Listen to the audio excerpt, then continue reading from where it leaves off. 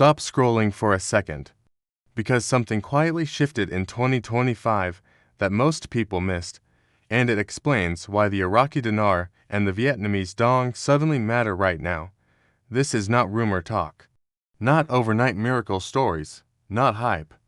What changed is policy, banking behavior, and preparation. And if you're holding either currency, or even watching them, what you do next matters more than what you believe.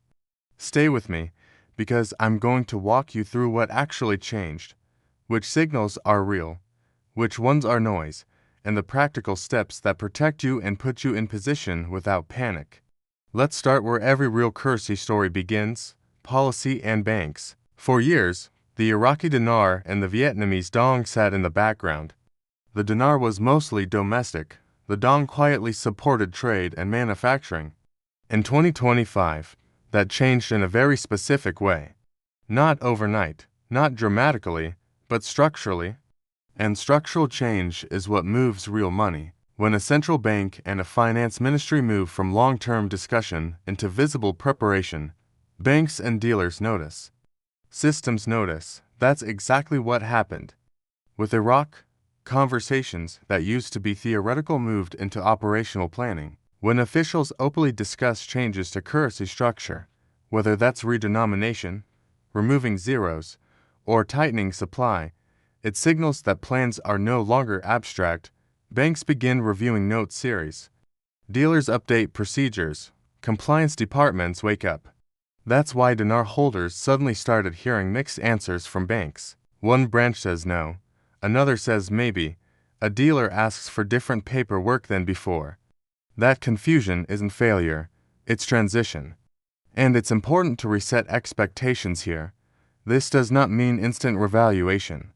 It does not mean overnight one-to-one rates. Real currency reform is administrative. It involves legal steps, updated systems, trained staff, and phased timelines. Banks do not flip switches. That's why acceptance varies by branch and by note series. During transitions, some notes are handled first, others later. That's normal. What matters for holders is readiness, not excitement. This is also where many people get trapped, by confusing official channels with the parallel market. Official channels are licensed banks and dealers following central bank rules. The parallel market is driven by speculation, rumor, and emotion. Parallel rates can look exciting. Headlines can sound dramatic. But parallel market movement does not guarantee legal, bank-approved exchange. If your goal is legitimate conversion, only official acceptance matters. Fast promises with no paperwork are a red flag. Speed without verification attracts scams. The practical steps for dinar holders are simple but critical. Verify the authenticity of your notes. Keep receipts and proof of purchase. Document where the notes came from and record serial numbers if possible. Call banks and exchange centers ahead of time and ask exactly which series and denominations they accept. Use licensed dealers only and verify their licenses. Never ship or transfer large sums without written confirmation. Paperwork feels boring until it saves you months of stress. Now let's shift to Vietnam, because this story is very different. The Vietnamese dong is not about redenomination, it's about capital flow. Vietnam has been moving up the value chain, attracting manufacturing, infrastructure projects, and foreign investment. When large institutions adjust exposure, they create real demand for local currency. That's why the dong matters now, not because of hype, but because money follows structure.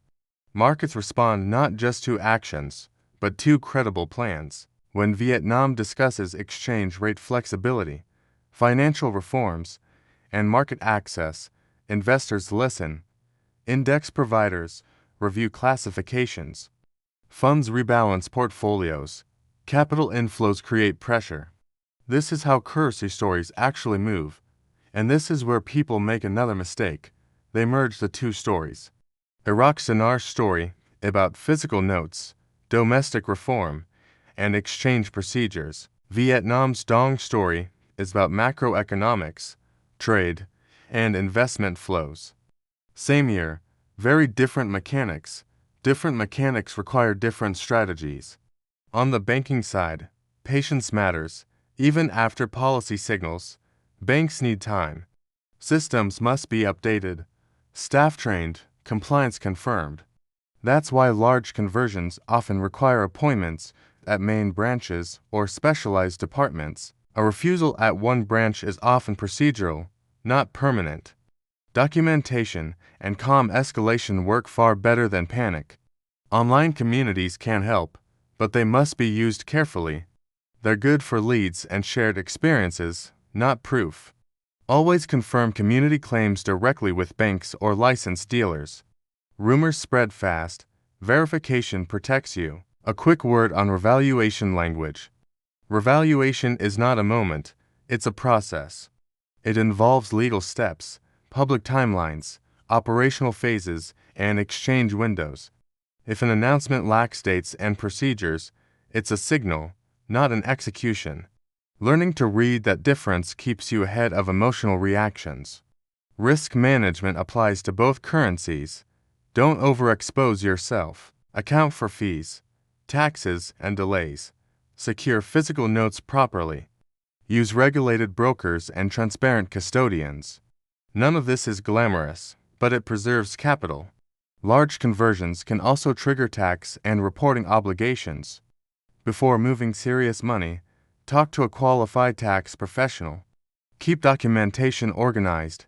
It makes everything easier later. The biggest risk in all of this isn't policy, it's emotion. Currency stories feel dramatic because the numbers look dramatic. Emotion pushes people to rush. Slow down, write a checklist. Verify every step. Act methodically. Calm beats excitement every time. Here's the bottom line. 2025 is not about hype, it's about preparation. The Dinar story is about readiness and procedure. The Dong story about growth and capital movement. Different paths, same rule. Stay organized, stay documented, and stay patient. If you do that, you'll be ready whether changes come slowly or suddenly.